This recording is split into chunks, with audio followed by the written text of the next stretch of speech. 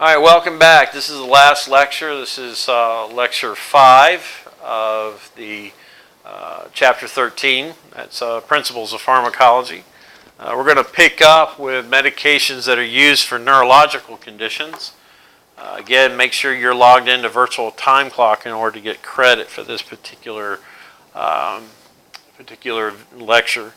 Medications for neurological conditions. Opioids are narcotic medications that act on analgesics in the pre-hospital setting. That's what we're talking about. They're effective in eliminating or reducing pain. Naloxone is the powerful reversal agent, otherwise known as Narcan, that we use to reverse it. Your benzodiazepine medications treat persistent seizure activity, so that's very specific for neurological. They also work for sedation and treatment of anxiety as well. Your opioid analgesic medications, they stimulate opioid receptor sites in the body to relieve and prevent pain.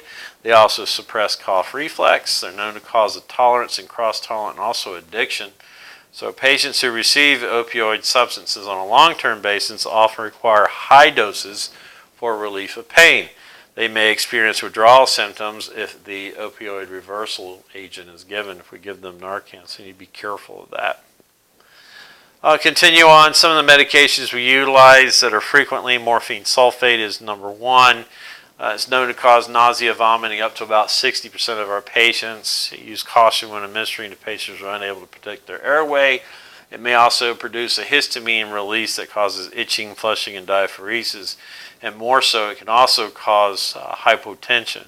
Then you have fentanyl or sublimase. It's generally not as prone to causing hypotension. It does not have the same risk for nausea and histamine releases as morphine, and can also be administered intranasally. We like fentanyl. Fentanyl is a good medication to use. The antagonists, I think everybody knows Narcan, naloxone. Everybody knows Narcan. I mean, come on. It's all over the place. It's on every news channel, I think, here lately. Unfortunately, we're in such an opioid addiction problem that we have to have it, readily available for our first responders and our law enforcement in order to treat these people that are overdosing on these narcotics. Opiate antagonist medications continued. Phenytoin or Dilantin or phosphofentanyl Cerebrix. It's administered to prevent seizure activity. It may be received on a long-term basis. It's administered by IV infusion, usually 10 to 30 minutes. It decreases the potential for seizure activity by altering sodium channels and limiting cellular sodium in portions of the central nervous system.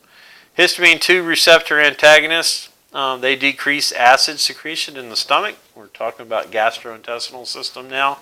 We've moved from our neurological to gastro. It prevents histamine from stimulating receptor sites in the parietal cells of the stomach.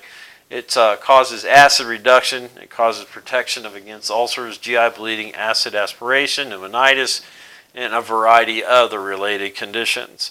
Some of the most popular are ranitidine, which is our Zantac, which is also available in non-prescription form.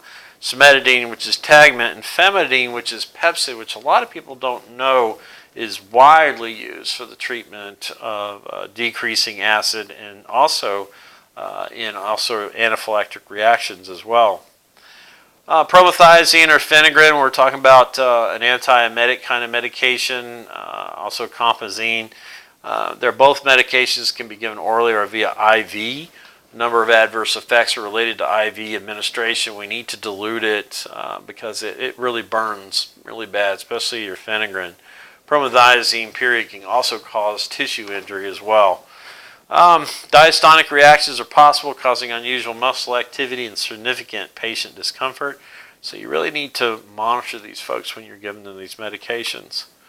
All right, so Reglan, metoclopramide, and then 5-HT3 receptor agonist. Reglan increases GI motility by enhancing the effects of ACH at the receptor sites on the upper GI tract. It promotes gastric emptying. You can do it orally or by slow IV injection or IV infusion. The 5-HT3 receptor antagonists, they include Ondansetron, Kytril, and Enzamet. Ondansetron or Zofran is the most common one that we use. It's a really good one, especially orally or IV, and has much more or less side effects than using phenergan. Sandostatin, Orchestrone, it's not usually administered in pre-hospital setting. It's a synthetic version. It decreases the secretion of insulin and glucagon growth hormones and various other chemicals, and has many potential uses, but it's got a crap load of adverse effects. Acetaminophen, Tylenol, APAP, I think pretty much so everybody knows this. It's antipyretic and also has some mild analgesic properties as well. It's good stuff. Calcium preparations, they can be used as an antidote to calcium channel blocker overdoses.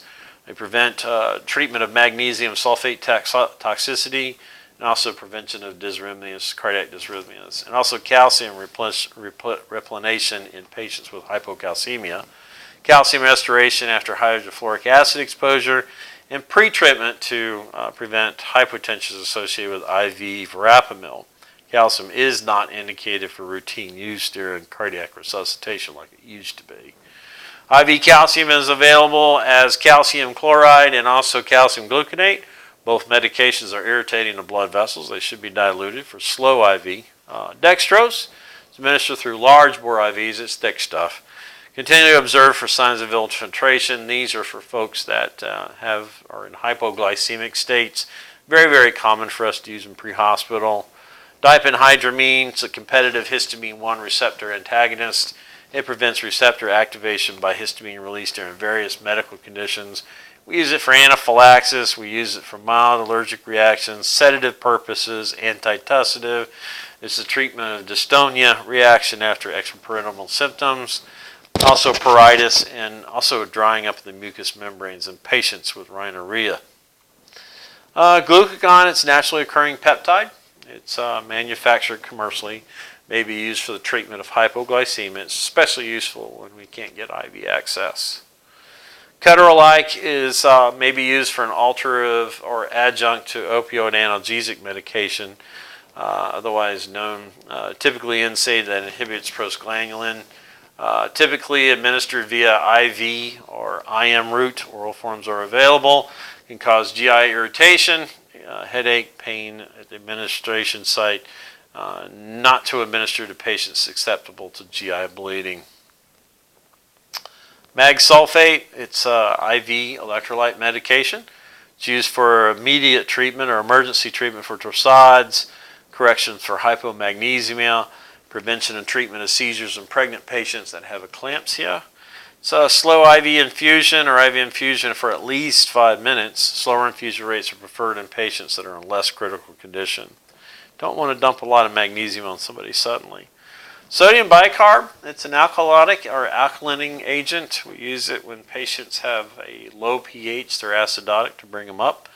Also stabilize profound hyperkalemia in emergency situations and provide cardiac cell membrane stabilization following tricyclic antidepressants overdoses.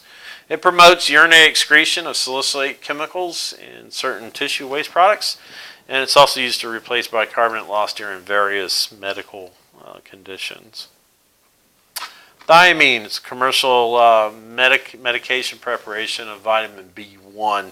It's used to correct a presumptive thiamine deficiency before dextrose administration in patients who are malnourished or consume alcohol on a long-term basis.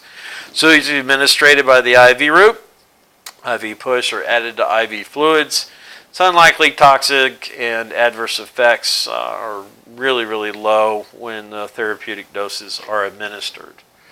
All right, folks, that is the last slide for this chapter, Chapter 13, which is the Principles of Pharmacology. That's 177 slides. We're going to go ahead and let you clock out now, and you will take the final test, our final Quizlet, which will be Quizlet number 5. That will be the last one for this chapter. And thank you for watching, and we will see you next time. Go ahead and clock out, and go ahead and take your Quizlet, and we'll see you next time.